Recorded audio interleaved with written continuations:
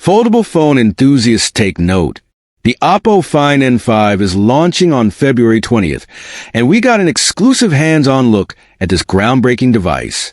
Oppo claims it's the thinnest book-style foldable phone in the world when folded, and after seeing it in action, we can confirm it's impressively slim.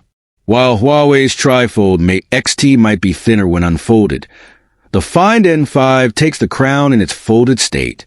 But don't let its slim profile fool you. This phone is built to last. Oppo has used a titanium hinge and an aluminum frame, making it both lightweight and durable.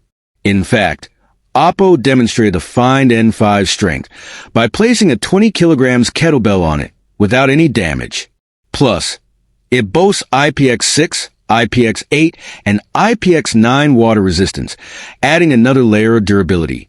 The Find N5 will launch in Satin Black and Jade White globally, with a vegan leather Dusk Purple option exclusive to China.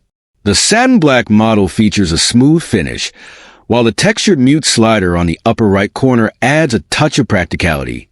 One standout detail is the USB-C port, positioned so close to the edge that it's hard to imagine phones getting any thinner without losing it. What do you think of the Oppo Find N5?